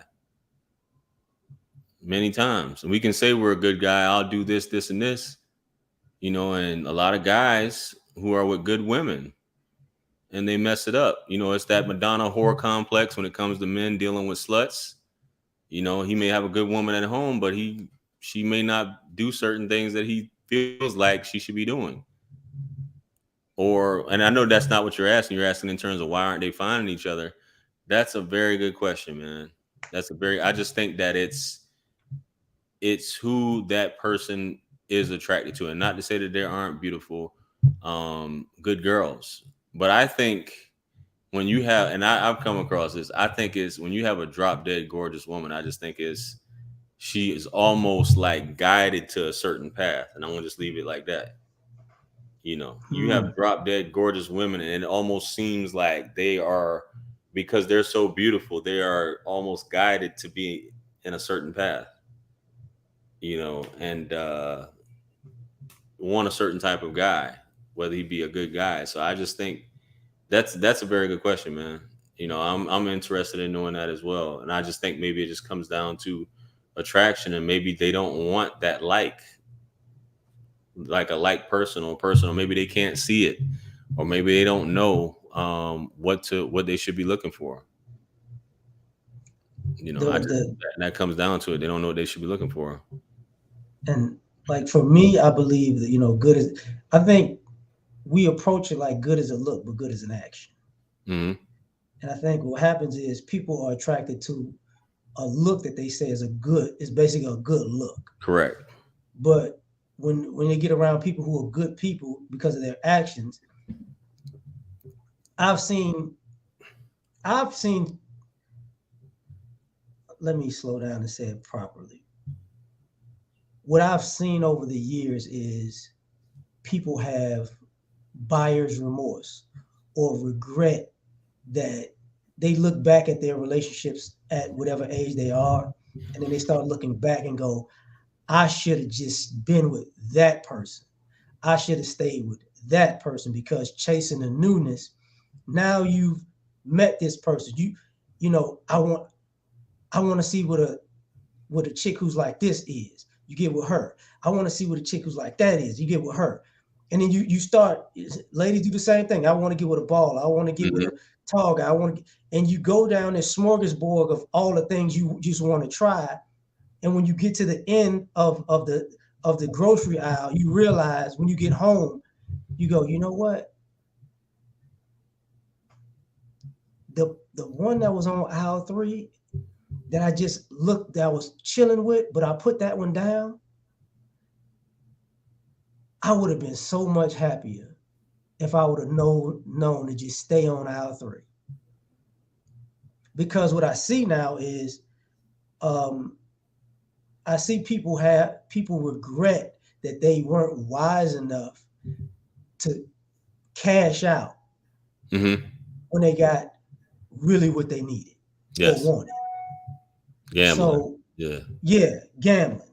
And I've seen people, and the reason I'm saying is to speak to this, I've seen so many people who let's gamble some more. Oh, I won this time. You know what I'm saying? I was looking for an 8. I got an 8. I can get a 9 now, because if I got an 8, let me get this 9. Whew, I got a 9. You know what? I got to get this 10. I got to get this 10. And a lot of people don't realize, you using social media as a reference, we see you advertising on social media that you didn't maxed out at the casino, and now you begging to get your money back. You already won. So the reason why I'm bringing this up is because, for the record, folks, one of the places I call home is Chicago. Okay. And when it comes to Chicago sports, I hate it. Because my theory is they don't know how to win right. You win a bunch of championships, you want to break up the team. You could have kept winning. You don't know how to win right. Every time you get on the cusp of winning, you do something to yank the rug out. You don't know how to win. Just keep doing what you're doing to win. So my point is, what can you tell people about there is no better win than actually winning? That's a good one. There is no better win than actually winning. Man, listen, I think once again, comparison. I think everything you just said kind of summed it up in terms of this. My thoughts on it. I'm in total agreement about. Sometimes people don't know they're winning, though. You know what I'm saying? Like I've had somebody like even with this YouTube stuff. I'll go back to that for example. And I had to sit down and talk to a few people, and they were like, "Man, what's wrong with you? You're winning or whatever. You're still doing because we don't look back at where we came from a lot of times and see the progression, and we always expect things to be a certain way, and not knowing that we're winning. Or remember back when you couldn't get a girl's phone number. Now you used to probably bagging five women in a week, well, getting 5 to 10 numbers in a weekend, right? Mm-hmm. So you go from that to maybe you only go out one night, you maybe get 3 numbers, but you're still able to get numbers. The same thing with views. Like I was looking at, like, I'm not getting the views I used to or whatever, but people are still returning to watch. It's not like it got yanked out completely from under me. You're still winning, and somebody had to tell me that, and people have had to believe it or not, man. Even though my confidence is at a certain level, sometimes you do need, even though the greats in Chicago, as you said, they had to be reassured. Sometimes that, hey, I didn't drop 40 tonight. I didn't get this many assists, or so on and so forth. You have to be reassured sometimes, some of us. And I know with me, I had to be reassured that, like, hey, you're still winning because you start getting in your own head. You know what I'm saying? But we look at it because it's subjective, obviously, because it's coming from us that, it's not as good as it used to be. Or I could have done this. I could have done this. And there's a saying I always say that, and comes from the prophet, of never saying the word if, right? If only I did this, if only I would have talked to her, if only I had made a left, if only I had, accomplished this, because it opens up the doors to so many negative thoughts, especially if you can't control your emotions. And a lot of people have issues with that. A lot of men, and I think that's one of as far as being a man, one of the things that you must be in control of is your emotions, to be, especially at a level of ascending as a man that's solid. And back to this whole mythological alpha thing, as I like to call it, you have to be in control and understand that, man. Like, you can't, winning is one of those things where we just have to look at it from a different lens. And I think a lot of us are used to how things used to be, or at one point I was doing this, and things could be much worse, or we're comparing ourselves to others, which is the thief of joy, as I said before. And not knowing that things could be it could always be a lot worse. You know what I mean? So that's my thoughts on what you said in terms of, it's still a dub at the end of the day. So I think you opened up something important as far as reassurance. I think we don't look at reassurance as winning, and because I think we don't receive it enough. Absolutely. You know, Absolutely. and I think that gets into the way because unfortunately we don't tell people how important they are until probably they're dead, Absolutely. or they're gone out of your life for a long period of time, and then you have to go, that's what they was trying to tell me. That's what they were showing me. And I think the most egregious part of this is, even when it comes to relationships, even when you're talking about your journey on YouTube, is people look for content creators to give them information that reassures them. Oh, of course. And That empowers them and reassures right. them and empowers them. Yeah, for sure. And sometimes they don't realize the content creator might need some reassurance, because though in a sense watching a channel is free, you might, and this spills into the relationship part and the life part.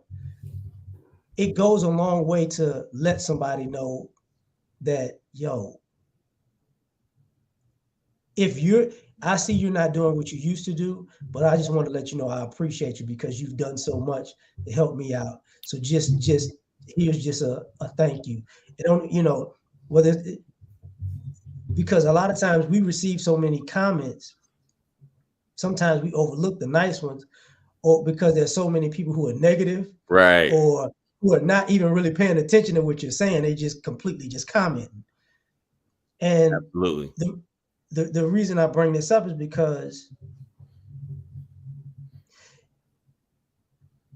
how powerful is reassurance to you, and what would it do if we spread that more often? Man, listen, reassurance. Well, for one thing, I say it all the time. I think that that's my job. That's one of my duties in this world. And I think that that is one of my superpowers, if you will, one of my gifts, uh, that I have the ability to motivate someone and reassure someone without blowing smoke up somebody's ass, and I think that's why people do tune in to me and people do book sessions, because I have that ability to do that. And I'm glad that I have that ability, and it just comes natural that I'm able to reassure or motivate someone based upon my journey and things like that. I think within a relationship, even amongst friends, I got a partner of mine. He basically would tell me like, "Yo, keep going, man," or "Do this or do that," and that could be the difference. You never know who you're impacting, like who's watching right now, who's going to watch later. What I'm putting out, you never know. Like people, just like they probably tell you, they'll bring up something that you said, um, probably videos or years ago. I brought it up to creators that I talked to. I brought it up to, and I interviewed the dude, and he didn't even know I existed. And I told him, and he said he was starstruck over me, and he didn't know I was following him for years. And I was telling him, I was like, "Yo, you said this, this, and this." He was like, "How the hell does this dude know this?" You know what I'm saying? So I'm telling him things, and he's telling me things to reassure me. But I think is power. Let's take. I'm gonna give you an example of Mike Tyson. I don't know if you heard this story. Remember, many of you probably heard this one with Customato. Why Mike Tyson became the greatest, other than it may be divine what happened to him with Customato would wake this guy out of his sleep and just tell him like, "You're gonna be the greatest," empowering him, affirming him. You're the greatest fighter that ever lived. You're good. You're this. You're gonna be the first. You're gonna be the youngest heavyweight champion of the world. And Mike Tyson, like, this dude is crazy, or I thought this dude was gay, or just waking me up. That's what Mike was saying. Mm-hmm. And when I heard Mike say that, I started doing that with my son. Because I was a single father at the time, and I would, he was having issues in school, and I would constantly be doing that to him. I wouldn't wake him up, but I would just like, before he would go to school and at night, I would constantly tell him that, and he turned around completely. Like his behavior went from, him getting picked up every day, or him having to be picked up every day, to him basically just becoming a good student. You know what I mean? Just by me doing that. And within relationships, it's important for you to do that. Not only a lot of us men, I see a lot of us talking about this. We want our women to reassure us, right? We want our women to say to trust us, to have faith in us, to tell us that we're great. You know what I mean? That way we can manifest, or we're going about our day and things like that. But we feel like we don't have to do that with her, you know Mm. and not that like she doesn't need it, or she doesn't need any empowerment. And we know the biggest thing that women need is assurance and reassurance. That's one of the biggest things, but sometimes it could be a negative, because it can be a turnoff for a woman by her, knowing that you're going to be acting in a certain way. But in a capacity of a serious relationship, when you're in a serious relationship, you need reassurance just like she needs reassurance. So that is something that I think can make the difference. Like, it can change your whole day around, man. Just having a conversation, man, with people. Just when I go anywhere, that's what I try to be as conscious as possible, even to strangers, to try and make their day better somehow. Try to make somebody's day better. You know what I mean? Because you never know, man. You never know when you put it out there, when you get into energy and all that other stuff, spirituality. But you never know, man, what just by saying certain things to certain people, even if it is bullshit sometimes, you know what I'm saying? That could trigger something in somebody to just basically just max out on something and just give it their all just by you saying that, man. I know we all like that reassurance. We all like that reassurance from if you're a worker, if you have a boss, for them to reassure you. If you're dealing with a woman and you're not sure where you stand with her, you want that reassurance. You want that reassurance from her, knowing that you're a good man. You're a good, if you're a father, you want that reassurance from your children that you're doing good, or from the mother that you're doing good, things like that. Will Smith talks about that, when his father was passing, in the book of the Tibetan Book of the Dead, I believe he talks about where before his father died, even in dying, you want some reassurance that you're leaving your family knowing In that a they're going good to be place. good. Yeah. You know what I'm saying? And it talks about that in the Book of Dying, which basically, he talked about that. And it's just one of those things, man, with human nature. For those who, you imparting that, and it doesn't cost you anything a lot of times, man. And I think that's the part about being human and down to earth, and not feeling like you're too big for somebody, or letting pride get in the way, which is is what a lot of us suffer from, is our pride getting in the way. Or she called me out of my name, or she said this, or she did this, so I'm not going to tell her this, or her doing the same thing. I don't want him to think that I'm too head over heels by reassuring him and things like that. But hey, it's priceless, man. It's priceless. That's My my thoughts on it. um I'm a big boxing fan. I used to do Right. boxing podcasts for like 5 years. Nice. So Mike Tyson is not one of my favorite boxers. Mm-hmm. He's on the list but he's not near the top of my list. Right.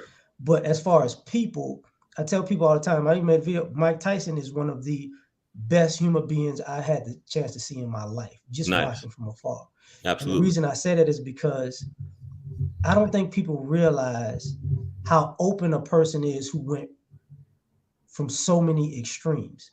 Correct. He's one of the few people that you can actually visually see and said he's experienced really the whole human experience in a lifetime of one person. All the highs and the lows. You would, if you think he's crazy, that's because you haven't been through all those highs and lows.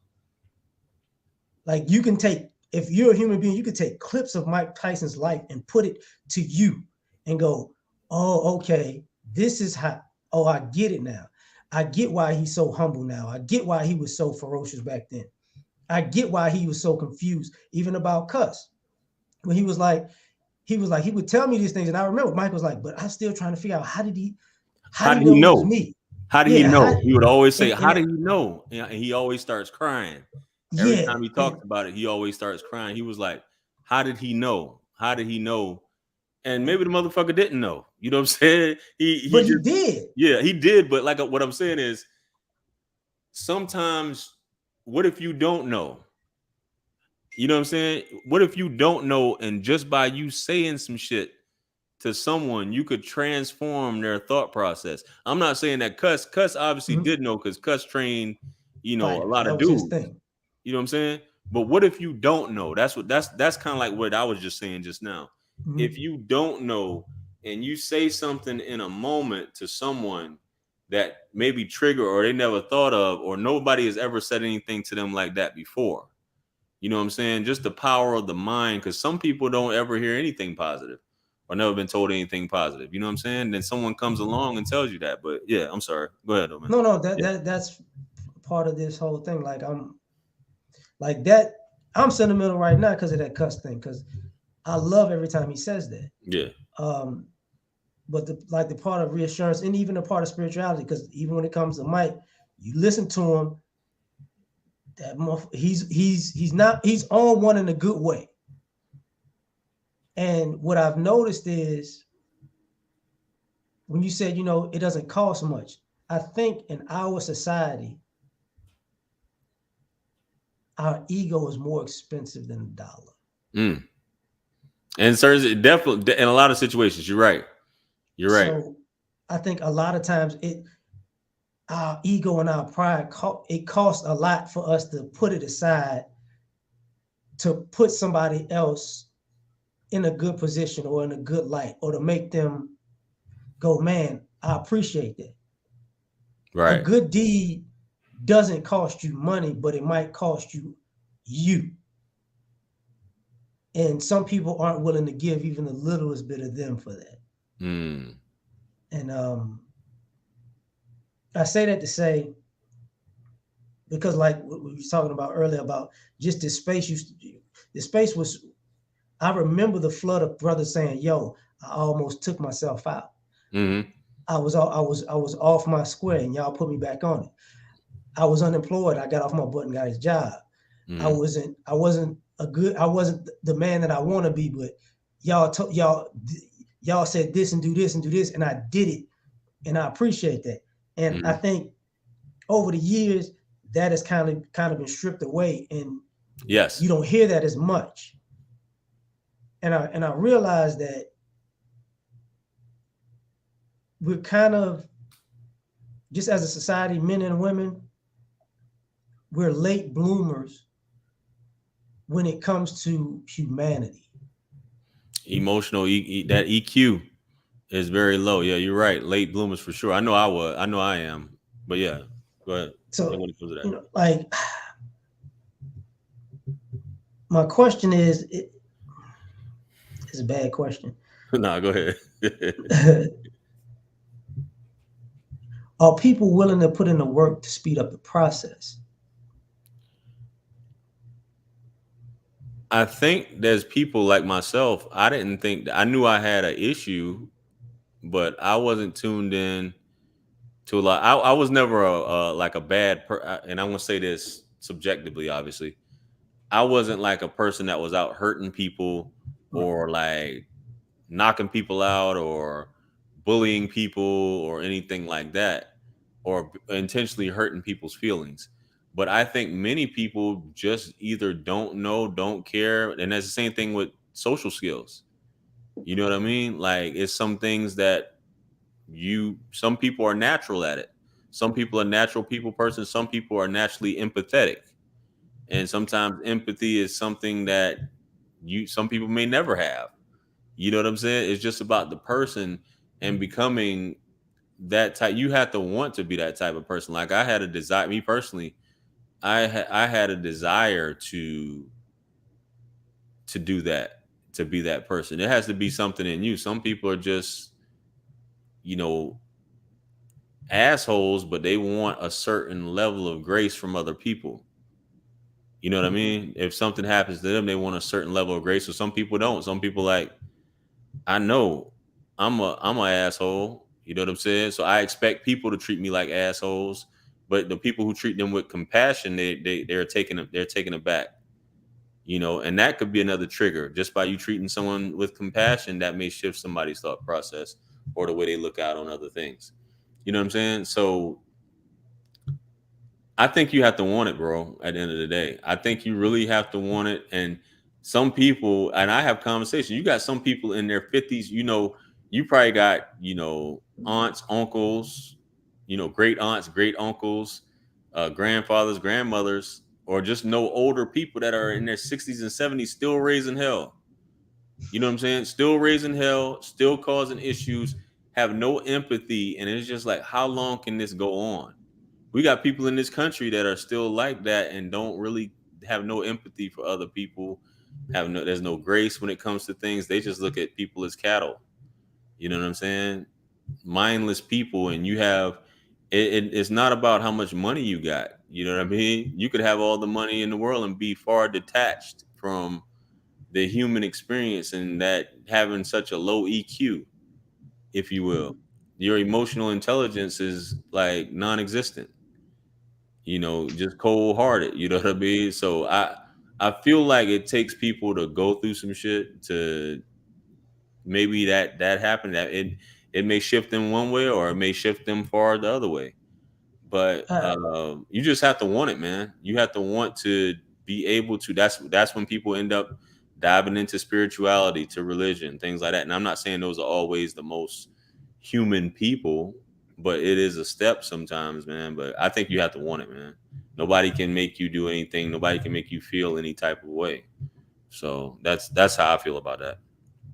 Yeah, I got a weird approach to sometimes because I think when you become an adult, the only true love you receive, just as a man, man, it could be as a woman too, is from babies and dogs, because everybody else has a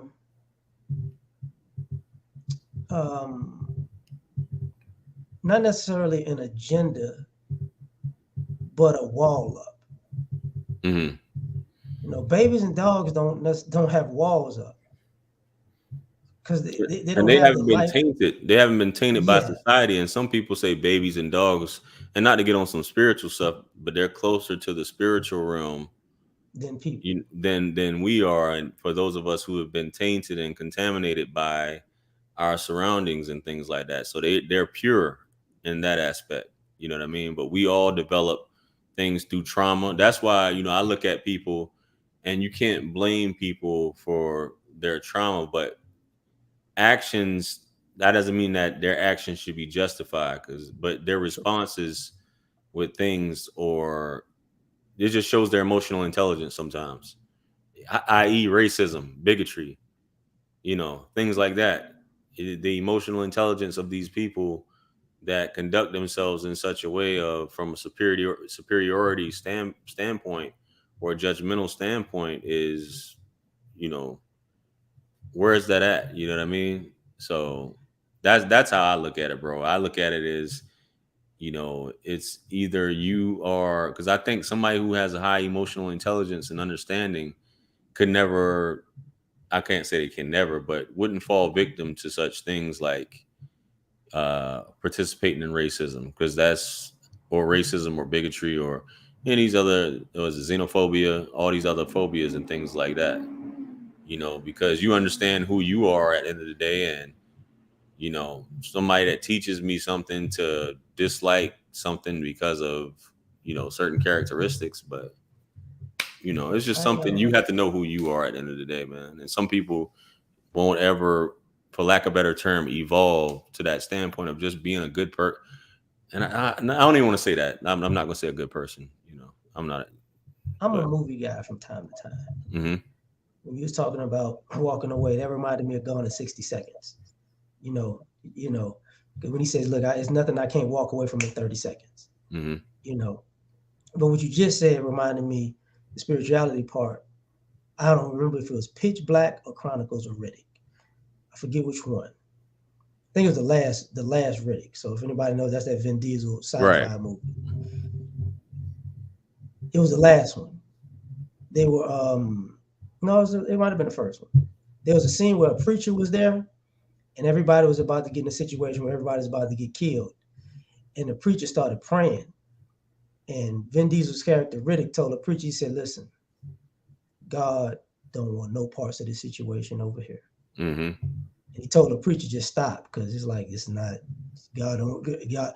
And I think about, and I've always thought about that scene, and I thought about us as people and us in America in a sense, and our spirituality.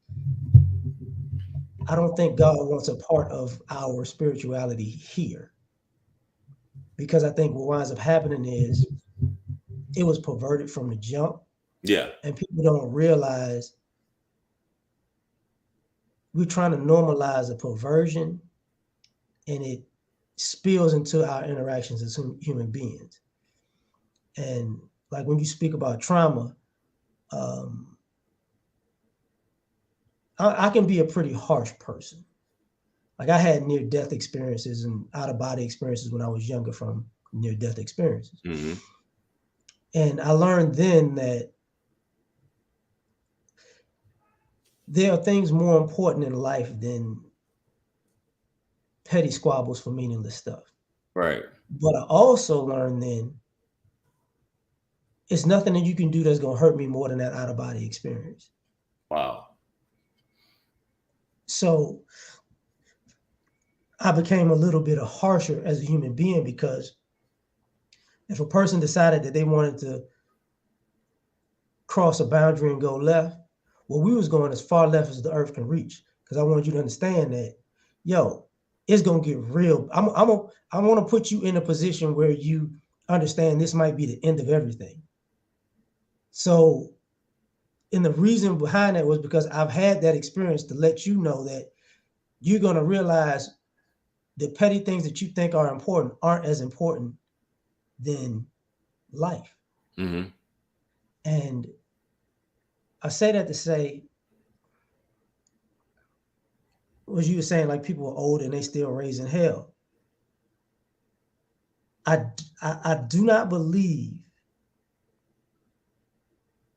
that most people really understand the finality of life, not death, but Mm-hmm. life. Because I think we fundamentally in spirituality believe that this is not it. Yes. But when this life is over, you will be judged on this though.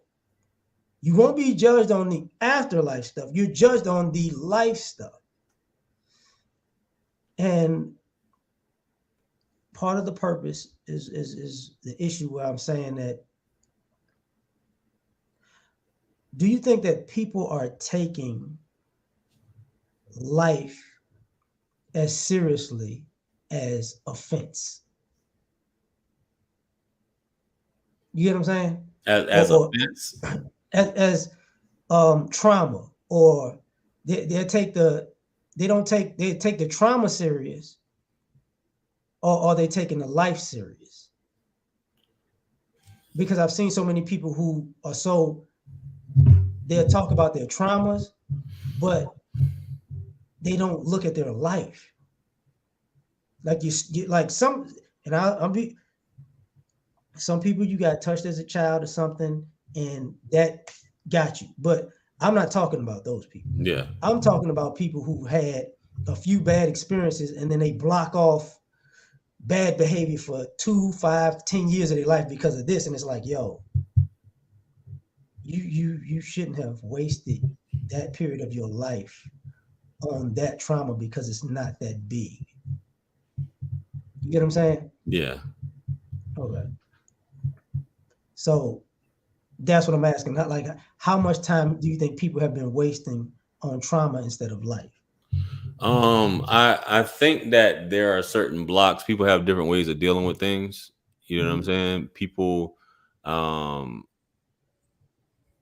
when you have holding on to something, then you have forgiveness, then you have letting go and things like that. Some people don't know how to process it. Some people just let things roll off that may be traumatic to others. Some things like a breakup. Some people get breakups back to back, or say they're deeply in love, and one breakup may shatter somebody forever. You know what I mean? I just feel like it's one of those things where it's person to person, and you have to, once again, you got to come to your own rescue. Some people can stay angry, mad, in that, stuck in that space forever. You know what I'm Mm-hmm. saying? And they just don't know unless, even, it don't matter how much talking somebody, whether it's therapy or whatever, no matter how much somebody can tell you, hey, do this, do that, that may work for other people, but it may not work for you. So as opposed to life, I think many of us do waste a lot of life being worried about something else, or being, a traumatic event happened to us and it leaves us stagnant, or we have a roadblock in life where we just can't get over that. Like, i.e., some women basically swear off all men and never get in a relationship again. And we've seen a lot of clips where a woman has had a bad relationship. I know I've done reactions to them. She had a bad relationship in her 20s. Here it is 10 years later. She won't even date because her boyfriend at the time told her that he was serious, and he ended up cheating on her, and she swore off all men. But she wants a man, but she's afraid to get back out there. Same thing with dudes. You become as I like to say, a he-man woman hater, because you caught her cheating on you, and you swear off all that. That would be like me, right? I think, and I was telling somebody this earlier. I've been in some traumatic, in my estimation, some traumatic situations with women and divorce. But I'm not Right. gonna sit here and swear off all women, or say all women ain't, all women are garbage, all women are terrible, they're horrible. and things like that, I will never say that. And even though from a lot of these guys' perspective, I would have a reason to based upon that, but I'll never say that because I understand who I am. But there are other things that I probably people that I'll never talk to probably ever again. You know what I mean? In terms of that. And some people say, well, you should talk to this person or you should talk to him. But I just don't feel like I need to talk to him. You know what I mean? It's not, it could be holding me back in some ways, but I don't feel like it's holding me back. But I just think it's just all on how you process things. If it's basically stopping you from living a healthy life, then yeah, it's definitely something you need to address. You know what I mean? That's definitely something that you need help from or need to seek advice or something on. If it's stopping you from leading a healthy, productive life. True story. So full disclosure, true story. Uh, Years ago, over a decade ago, um, my grandmother was dying of cancer. Mm-hmm. My best friends in life were my best friend Mike, who I met in college, and my grandmother. So, and for all the people when talking about trauma, when my grandmother started dying, she started talking. And my great grandfather I never met, he had cancer. So when she was 9 years old, she was the oldest, and he told my grandmother that she's going to have to look after the family now. And for all you folks who don't know this, back in the day, hospitals didn't used to have those windows that are shut off like they are now, on the second, third, fourth, fifth floors. It used to just be regular windows. And the reason was because people who were sick would dive out the window. So my great grandfather was one of those guys when he had cancer. So what happened was that my great grandfather telling that to my grandmother at 9 affected her life, because from that point on, it changed her mindset that she has to be the one to take care of her brothers and her mother. So her approach to life was vastly different than everybody else's. So she interacted vastly differently. I say that to say, at a certain point, my best friend got killed on New Year's Day, New Year's Eve. 2 weeks later, my grandmother passed away from cancer. So for people who don't understand, looking back, I had to process, because I didn't have my best friends to talk to, I changed. Mm-hmm. And because I changed, my relationships changed. And how I treated people and how people treated me changed. Yes. And what happens is, are you willing to come out of that? And I'm not saying I did people wrong or nothing like that, but what I'm saying is, at a certain point, I had to process, do I have to mend fences because I've changed? And when I changed, it changed things. And am I willing to do it? And the reason why I'm bringing this up from what you were saying was, I don't think that people realize it takes effort to realize your change and how your change affects other people. Mm-hmm. Because if you went through a quote unquote trauma situation or a toxic situation, 9 times out of 10, you don't take it out on the person who caused you the problem. You take it out on people who have nothing to do with it. Absolutely. And I think what happens is, we are, as a society, wanting the people who we take our angst to reassure us and accept us, and it's causing a conflict. Like, same thing with the men and the women. I got hurt, I don't want you. I got hurt, I don't want you either. But deep down, they want each other to accept each other and still, get that anger out. And I think what happens is, we don't want to admit this, but I think it's true. I think we are addicted to the anger. It feels good. Anger feels good. For sure. When you forgive someone or feel like you're giving something up, I ain't letting nothing go. You know what I'm saying? It feels like you're just giving in to somebody, or they won. So sometimes it just feels better when you don't know how to process it to hold on to your anger. You know. And the reason I say all that, just to preface of people like, yo, this ain't a perfect conversation type of thing, but more so to say this.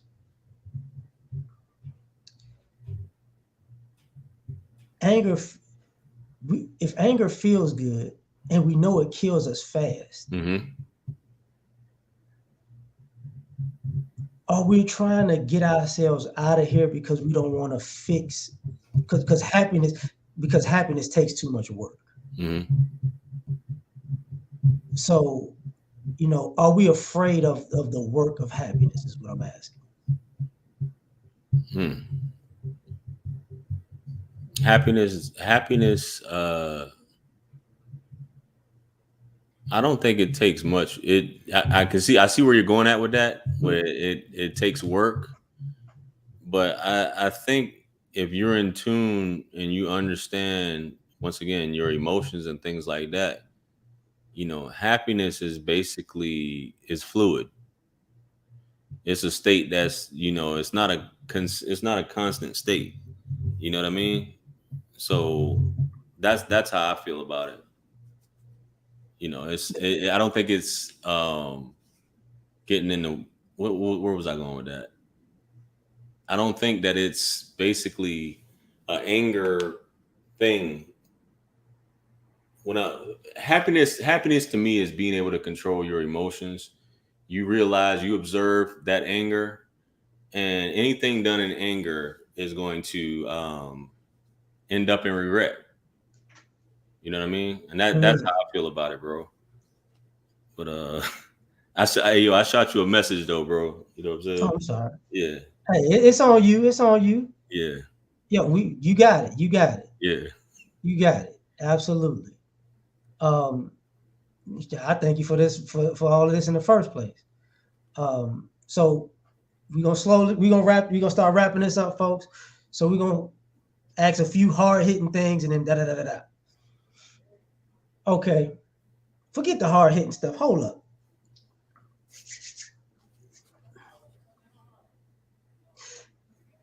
Could you give people some tips to make their purpose, to help them make their purpose happiness? Make their purpose happiness? Yeah, because a lot of people, we're on purpose, but happiness ain't one of our purposes for some odd reason. Realize that with happiness, man, happiness is being in the moment. You never find happiness in the future. And I say that, what do you mean by that, JR? What I mean by that is, you think that once you achieve this, you'll be happy. But when you do achieve it, that moment will become the present, right? So it's never going to be in the future. And once you achieve that, you may feel like you're happy in that moment, but you have to have something that's going to constantly fulfill you in terms of achieving happiness. And if you're working, you need to constantly be like, I'm working right now. So happiness, I have to make this a part of my everyday life. Not just when I get home and get a sandwich, not just when I get home and get to lay up with my woman or girlfriend or things like that. I have to do this as an ongoing situation. So you have to involve that with everything you do. You have to come up with things that make you happy throughout the day, or thoughts that put you in a state of happiness throughout the day, and not wait for it to be when you hit the lotto or get $1 million. You know what I'm saying? It can't be when I get this girl, I'll be happy. When I get the job of my dreams, I'll be happy. When I do this, you know what I'm saying? I'll be happy. It has to be like right now. So that's what we need to work on, those things. Whether that be thinking a positive thought, helping people, even smiling, is achieving happiness, because it's you that's responsible. It's not that woman. It's not that $1 million. As much as you say it makes life better, but it's not going to make you happy. It's just in the moment. You know what I mean? So that's my thoughts on that, LAR. But I had shot you that message that time ago. That's why I was saying. Oh, I'm sorry. We shut it down now. Then. Yeah, My bad. I hate to do that, man. Yeah, No. That's my fault. That's my fault. yeah. But So we got it. I appreciate you. Just for ladies and gentlemen, this is in our Drink Champs-esque way of telling people thank you and letting people know how diverse this space is and who's in this space and who's influential to this space. So you can know that it ain't just a bunch of guys upset at life all the time. It's people who are well-rounded, good people who have important things that are going on, and people that you can learn something from. Mm-hmm. And people that, are different from what y'all think it is all the time. Right. Because it's not what you think it is all the time. But that's it. And I just want to thank you for this, man. Hey, man, I appreciate you, man. Yeah. I appreciate it. So salute to JR. Y'all always keep supporting them and reassure them. Let them know that, hey, you are important. Not just forget this space, just in general, because you put out a lot of dope stuff that, like I said, I come in and out. And I used to be one of those people that was like, yo, why? When they pop in my feet, I'm like, where the hell he been at for the last 2-3 weeks? So my apologies for not letting you know I appreciated you then, but I do. Appreciate you, man. So yeah, man. Most definitely. So with that being said, hey, I appreciate the interview, bro. You know what I'm saying? I hope that this video has been helpful. Some awesome questions, awesome interview. Make sure you guys subscribe to LAR Movement, guys. If you're watching this, he's tagged in the title of the video, so you guys can follow him. This ain't This ain't about me. This about I'm just JR. letting people know they can subscribe to you. But yeah, you know what I'm saying? And with that being said, I appreciate you guys for rocking with us this evening. Hopefully you found out a little bit more about me. Salute to the Black Manosphere for doing great things, man. And we're going to go ahead and get up out of here, man. So I'm going to catch you. Shout out to everybody who gave a super chat. I believe I highlighted y'all. So with that being said, man, I'm out. We're out of here. So we'll catch you guys again. Anything else you want to add, LAR? Peace, folks. Yeah. Peace.